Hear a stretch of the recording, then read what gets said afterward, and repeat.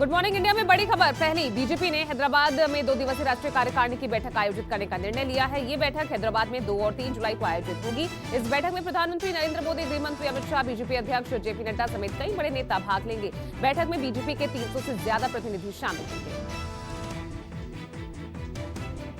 महाराष्ट्र की सियासत की नई तस्वीर सबके सामने है। राज्य के उप मुख्यमंत्री देवेंद्र फडणवीस हैदराबाद में होने वाली बीजेपी की बैठक में शामिल होंगे। राष्ट्रीय कार्यकारिणी की बैठक में महाराष्ट्र में फ्लोर टेस्ट और विधानसभा अध्यक्ष चुनाव को लेकर चर्चा होगी। महाराष्ट्र के सियासी ऊहापोह की जिस स्थिति में फडणवीस ने उप मुख्यमंत्री पद की शपथ ली, उस बारे में चर्चा की जा सकती है। महाराष्ट्र में लंबे वक्त से चले आ रहे सियासी घमासान की तस्वीर भले ही साफ हो गई हो, लेकिन अभी सियासी तूफान थमा नहीं। एकनाथ शिंदे भले महाराष्ट्र के मुख्यमंत्री बन गए हों, लेकिन शिवसेना प्रमुख उद्धव ठाकरे ने उनके खिलाफ बड़ा एक्शन लिया। उद्धव ठाकरे ने एकनाथ शिंदे को शिवसेना में सभी पदों से हटा दिया है।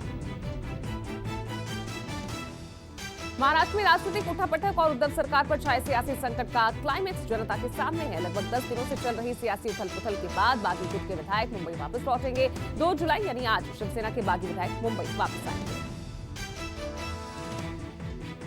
महाराष्ट्र में विधानसभा के 2 दिवसीय विशेष सत्र के पहले दिन 3 जुलाई को स्पीकर का चुनाव होगा। विधानसभा के स्पीकर के लिए बीजेपी के राहुल नार्वेकर ने पर्चा भरा है। दरअसल एकनाथ शिंदे की सरकार को 4 जुलाई को बहुमत साबित करना होगा, इसलिए विधानसभा का विशेष सत्र बुलाया गया है।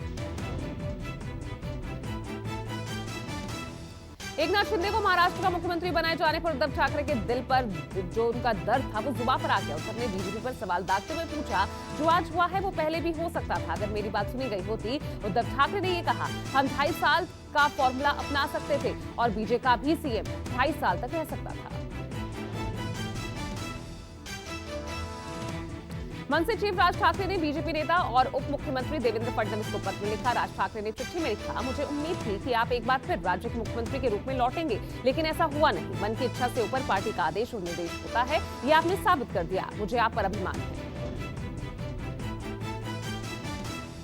शिवसेना सांसद संजय राउत से पात्रा चौल लैंड घोटाला मामले में ईडी ने पूछताछ की। लैंड स्कैम मामले में संजय राउत से ईडी ने 10 घंटे से ज्यादा पूछताछ की।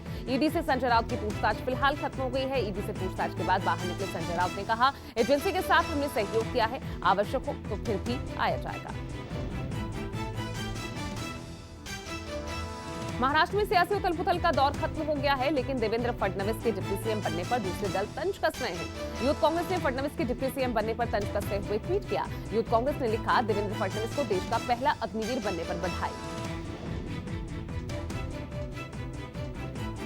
महाराष्ट्र में कोरोना संक्रमण के मामलों में हल्की गिरावट दर्ज की गई है। पिछले 24 घंटों में कोरोना के 3,249 नए मामले सामने आए, वहीं 4 लोगों की मौत हुई है। महाराष्ट्र में कोरोना को मात देकर 4,189 मरीज अस्पताल से डिस्चार्ज भी हुए।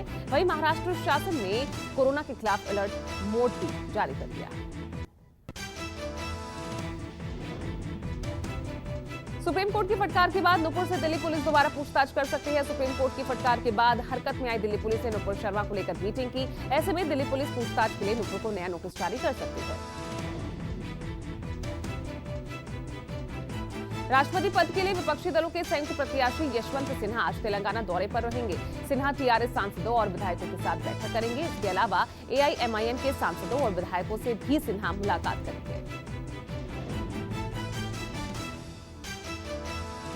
दिल्ली के बाद पंजाब में सरकार बनाने वाले अरविंद केजरीवाल अब मध्य प्रदेश के चुनावी मैदान में ताल ठोकने की तैयारी कर रहे हैं।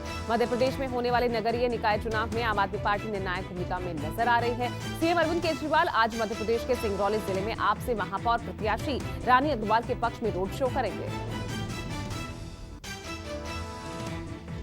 तीसरा सीतलवाड़ को आज कोर्ट में पेश किया जाएगा। कोर्ट ने सीतलवाड़ को 5 दिन की रिमांड पर भेजा था। अब तक हुई पूछताछ को लेकर आज अदालत में कुछ खुलासे हो सकते हैं। आपको बता दें, तीसरा को मुंबई से एटीएस ने गिरफ्तार किया था, जिसके बाद उन्हें गुजरात क्राइम ब्रांच को सौंप दिया गया था। दिल्ली में बेनितो जुआरेज अंडरपास बनकर तैयार है। उप मुख्यमंत्री मनीष सिसोदिया आज सुबह 10:30 बजे इसका उद्घाटन करेंगे। इसके आउटर रिंग रोड पर यातायात का दबाव कम होगा और कनेक्टिविटी में सुधार होगा। अंडरपास के खुलने से धौला कुआं पर ट्रैफिक जाम से निजात मिलेगी।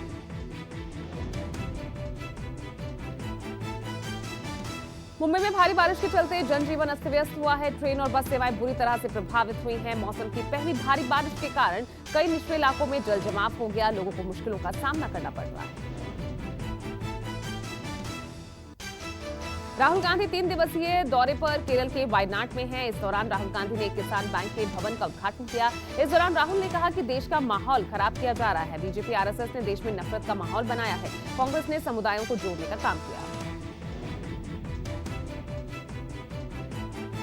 असम में बाढ़ की स्थिति अब भी गंभीर बनी हुई है। 26 जिलों में 31 लाख लोग अभी भी बाढ़ से प्रभावित हैं। पिछले 24 घंटों में 8 लोगों की मौत हुई। बाढ़ और लैंडस्लाइड की वजह से अब तक 159 लोगों की जान जा चुकी है। सिंगल यूज प्लास्टिक बैन के बाद दिल्ली नगर निगम ने कमर कस ली है और इससे रोकने के लिए अब 125 टीमें गठित की गई है।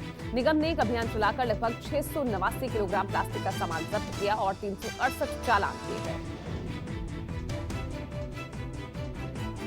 बिहार की राजधानी पटना के सिविल कोर्ट में ब्लास्ट हुआ है। धमाके की चपेट में बिहार के 4 पुलिस वाले आ गए, इनमें से एक दारोगा भी शामिल है। घायल पुलिसकर्मियों को अस्पताल में भर्ती कराया गया। सिविल कोर्ट में सबूत के तौर पर अब अगम कुआं थाने के दारोगा बम लेकर आए थे, लेकिन पेशी से पहले ही ब्लास्ट हो गया।